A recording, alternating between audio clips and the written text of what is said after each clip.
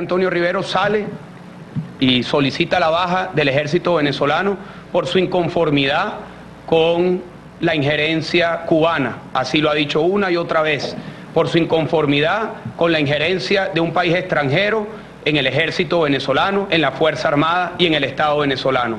Desde su salida del ejército venezolano colgó el uniforme y se dedicó activamente a la vida política, sanamente, abiertamente, a expresar sus opiniones, a recorrer el país conjuntamente con muchos de los venezolanos que hemos venido construyendo este cambio que se materializó de una manera contundente el día 14 de abril.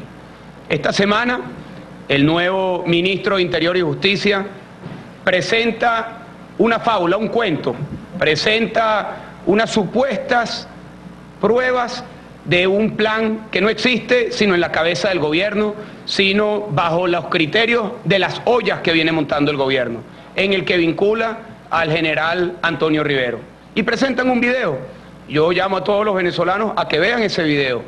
En ese video, Antonio Rivero le pide a quienes estaban allí manifestando que no utilizaran piedras, no utilizaran palos, no utilizaran la violencia, que más bien se resguardaran, que más bien se mantuviesen cohesionados de forma pacífica y que atendieran el lineamiento de Enrique Capriles de mantener la paz, la tranquilidad y la no violencia. Y así ha sido.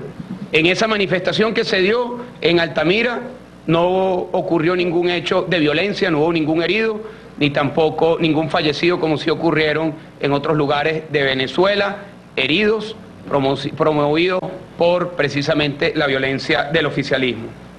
Bueno, ese mismo día Antonio Rivero, para salirle al paso a la mentira, ya que lo querían implicar en un hecho en donde no tuvo ningún tipo de responsabilidad, da una rueda de prensa, aquí mismo donde yo estoy sentado, abiertamente, sin ningún miedo. Fui acompañado por muchos de los que hoy están aquí acompañándome el día de hoy, en donde Antonio Rivero le explicó a los venezolanos que este era un nuevo montaje, que esta era una nueva calumnia, una nueva olla por parte del gobierno y que él no tenía absolutamente nada en su conciencia que no le hiciera dar la cara siempre, abiertamente, ante los venezolanos. Que por supuesto, él como militante del cambio, como militante de los que creemos y estamos convencidos que el 14 de abril se materializó un cambio, seguía por supuesto promocionando todas las actividades dentro de lo que significa la no violencia y lo que significa la conquista democrática de una nueva mayoría y de una mejor Venezuela. El día de hoy, Antonio Rivero fue llamado por el ministro de Interior y Justicia para que se pudiesen reunir y tener una conversación sobre los hechos ocurridos y los señalamientos.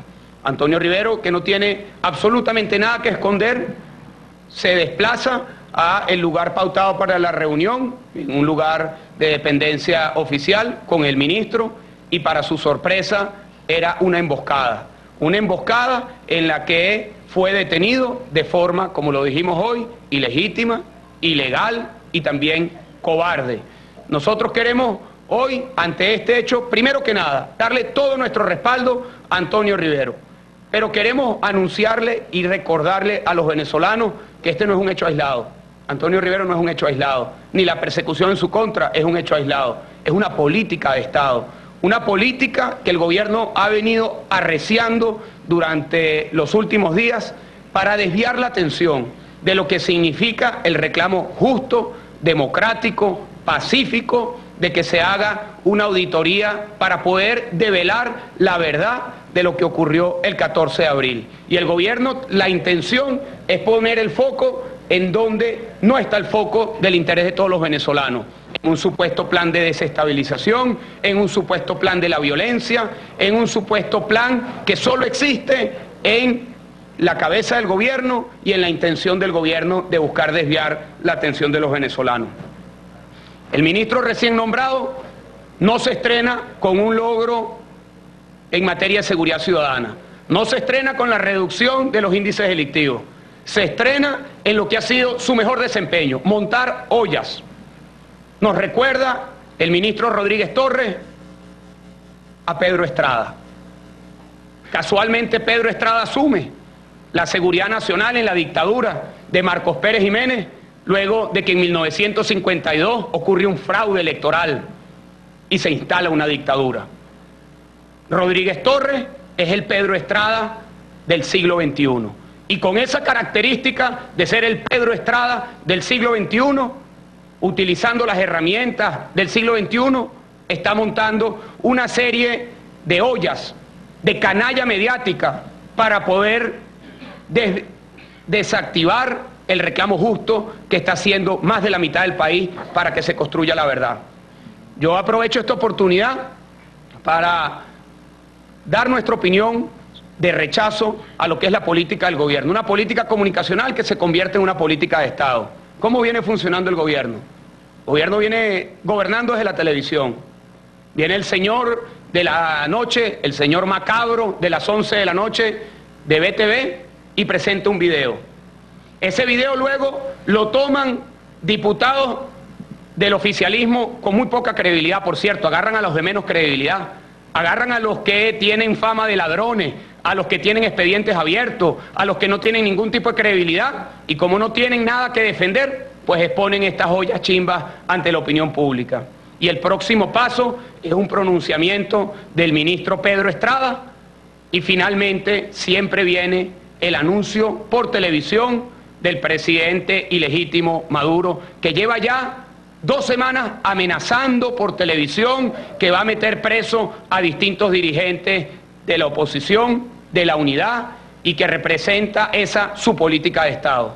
Nosotros queremos decirle a Maduro, a Pedro Estrada Rodríguez Torres, a todo el gobierno nacional, que no nos van a sacar del camino de la lucha pacífica, democrática, justa que se viene planteando.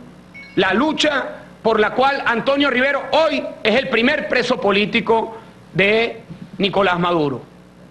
La lucha por la cual millones de venezolanos están esperanzados de que su voto se convierta realmente en un cambio positivo para todos los venezolanos. No han cesado las amenazas, sino más bien han aumentado. Amenazas en contra de Enrique Capriles en un primer orden, que lo van a meter preso, que lo van a detener, que lo van a enjuiciar. Pero no se quedan solamente las amenazas a nivel de Enrique Capriles, sino hemos sido otros también los señalados. Jóvenes, activistas en todo el país que han sido perseguidos. Han activado al SEBIN en todo el país para perseguir a dirigentes políticos de distintas organizaciones. Han entrado en sus casas, han allanado sus casas, han intimidado por distintos caminos para buscar desactivar lo que es una lucha justa, democrática y sentida en el corazón que tenemos más de la mitad de los venezolanos. Y les queremos decir que nosotros no vamos a renunciar a la conquista de una mejor Venezuela, que nos vamos a mantener en la línea que ha trazado Enrique Capriles de la no violencia, de los actos contundentes en la calle, expresados con mucho fervor y con muchas ganas de que se materialicen en cambios positivos, pero siempre dentro de la paz, siempre dentro de la no violencia. Pero la paz y la no violencia jamás puede significar la renuncia por la justicia.